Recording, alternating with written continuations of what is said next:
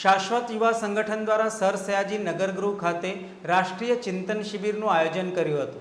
વડોદરામાં સર સયાજી નગરગૃહ ખાતે શાશ્વત યુવા સંગઠન દ્વારા એક કાર્યક્રમ યોજ્યો હતો, જે પ્રસંગે પૂર્વ કેબિનેટ મંત્રી કપિલ મિશ્રા ઉપસ્થિત રહ્યા હતા।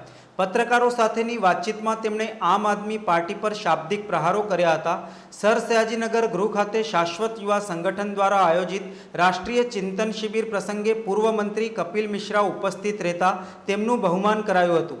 આ અવસરે પત્રકાર પરિષદમાં તેઓએ આપ સામે શાબ્દિક પ્રહારો કર્યા હતા। તેમણે જણાવ્યું હતું કે દિલ્હી સરકારે 10 લાખ નોકરી આપી હોવાની કરી હતી જાહેરાત, જ્યાં માત્ર 3000 નોકરી આપી। 40,000 જેટલા બાળકો ડબ્બામાં બેસીને અભ્યાસ કરી રહ્યા છે। 60% સ્કૂલમાં પીવાનું પાણી નથી।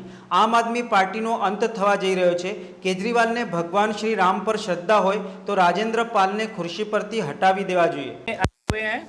और ये एक सीरीज चल रही है राष्ट्र चिंतन और राजनीति में राष्ट्रनीति के शीर्षक के साथ। इससे पहले अहमदाबाद और सूरत में हम लोग गए थे।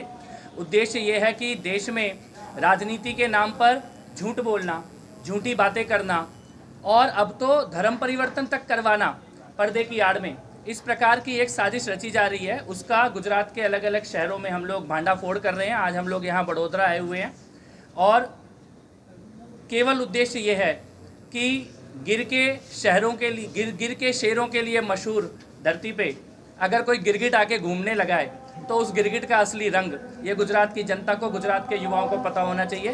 इसी उद्देश्य से नौकरी के बारे में जो झूठ बोले गए, लोगों को पक्का करने के बारे में जो झूठ बोले गए, स्कूल और कॉलेज के बारे में जो झूठ बोले गए, व्यवस्था परिवर्तन के बारे में जो झूठ बोले गए, भ्रष्टाचार खत्म करने के बारे में जो झूठ बोले गए और इसकी आड़ में जो पाप किया गया, जिस प्रकार के घोटाले किए गए, जिस प्रकार का धर्मों पर आघात किया गया, उसका सच गुजरात के युवाओं को और प्रबुद्ध जनों को बताने के लिए इस कार्यक्रम का आयोजन किया जा रहा है। सर, लेकिन थोड़ा सा ब्रीफ देंगे क्या देखिए, डिटेल हैं बहुत सारे। एक तो आरटीआईज हैं, दिल्ली की सरकार की एक आरटीआई है जिसमें नौकरी के बारे में जो झूठ बोला गया कि 10 लाख नौकरी दी है, इसमें खुद मुख्यमंत्री के दफ्तर से जवाब मिला है कि 3000 नौकरी 8 साल में दिल्ली में दी गई है।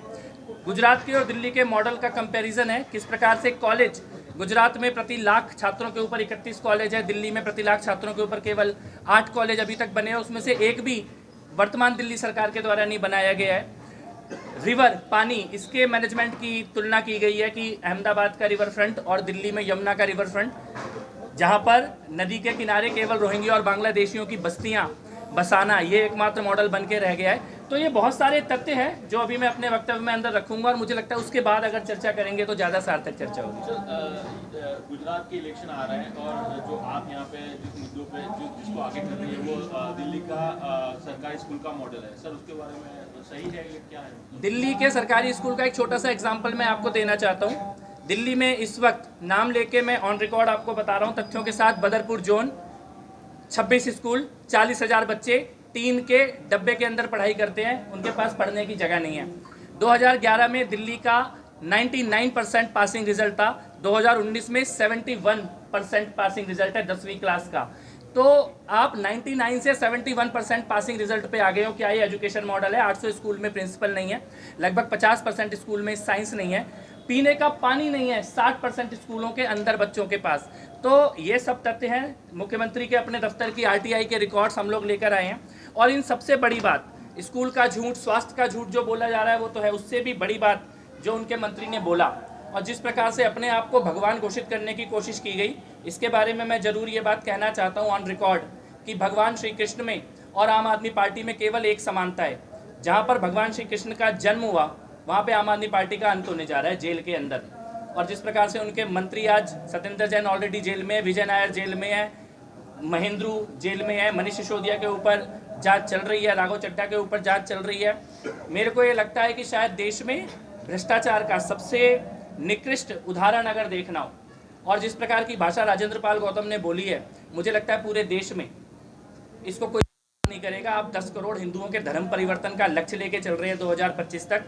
ये निकृष्ट राजनीति है, इसको स्वीकार नहीं किया जा सकता। सर कल केजरीवाल ने यहाँ पे वडोदरा में रोड शो किया। उन्होंने जो ये सत्तारूढ़ पार्टी को कंस की औलादे बताया और खुद को बोला कि मैं जन्माष्टमी के दिन जन्मा हूँ और इनका सर्वनाश करूंगा। तो सर आप इसको किस तरीके से? देखिए, मैं फिर से आपको एक बात कहना चाहता हूँ कि भगवान श्री कृष्ण में और अरविंद केजरीवाल आम आदमी पार्टी में केवल एक ही समानता है। जहाँ पे कृष्ण जी का जन्म हुआ था वहाँ पे इनकी राजनीति का अंत होगा, जेल के अंदर। और स्वयं को भगवान घोषित करने वाला कंस था, स्वयं को भगवान घोषित करने वाला रावण था, स्वयं को भगवान घोषित करने वाला हिरण्यकश्यप था। और लोकतंत्र में इस प्रकार का अहंकार हमेशा सर्वनाश का कारण बनता है। गुजरात ने स्वयं को भगवान मानने वाले बड़े बड़े राक्षसों को देखा भी है और उनका संहार होते हुए भी देखा है। मुझे लगता है उनकी भाषा ठीक नहीं थी और इस भाषा की आड़ में वो जिस पाप को छुपाना चाहते हैं, राजेंद्र पाल गौतम के पाप को, हिंदुओं के धर्म परिवर्तन कराने के लक्ष्य को, जिस प्रकार की भाषा भगवान श्री राम के खिलाफ, कृष्ण के खिलाफ, गौरी गणपति के खिलाफ, ब्रह्मा विष्णु महेश के खिलाफ आम आदमी पार्टी के मंत्री ने बोली है, उसके बारे में अरविंद केजरीवाल ने ना जवाब दिया है, ना उस मंत्री को अभी तक हटाया है। जिससे ये साबित होता है कि ये एजेंडा अरविंद केजरीवाल और राजेंद्र पाल गौतम का एक दूसरे के साथ मिलकर किया हुआ प्लान है। अरविंद केजरीवाल ने ये भी कहा है, श्री राम के नारे भी लगाए थे और उन्होंने कहा कि मैं एक हनुमान भक्त हूँ। आपका क्या कहना है? मारीच ने मरते मरते भगवान श्री राम का नाम लिया था, काल नेमी ने मरते मरते भगवान श्री राम का नाम लिया था। अगर भगवान श्री राम में रत्ती भर भी आस्था अरविंद केजरीवाल की है तो राजेंद्र पाल गौतम अभी तक कुर्सी पर क्यों बैठा हुआ है, जिसने ये बोला कि राम और कृष्ण को मानता नहीं हूँ, ब्रह्मा विष्णु महेश को मानता नहीं हूँ, गौरी और गणपति को मानता नहीं हूँ, 10 करोड़ हिंदुओं का धर्म परिवर्तन कराऊंगा। ये काम अभी तक एजेंसियां करती थी मिशनरी की, लोगों को फ्री में दो और उनका धर्म परिवर्तन कराओ। अब ये राजनीतिक पार्टी कर रही है। क्या ये आम आदमी पार्टी का काम आ गया है कि लोगों को फ्री का लालच दो और धर्म परिवर्तन कराओ? मंत्री टारगेट लेके चल रहा है, 10 करोड़ का लक्ष्य लेके चल रहा है कि 2025 तक धर्म परिवर्तन कराऊंगा। मुझे लगता है कि अरविंद केजरीवाल मारीच और कालनेमी जैसे लोगों से उनकी तुलना की जा सकती है, जो ढोंग के लिए, लालच के लिए, झूठ बोलने के लिए, छल और कपट के लिए भगवान का नाम लेते हैं, लेकिन मन में उनके कोई ना कोई राक्षसी भाव बैठा हुआ होता है। इनका बिजली का जो फ्री देने का उनकी बात है, उसको आप कैसे देखते हैं?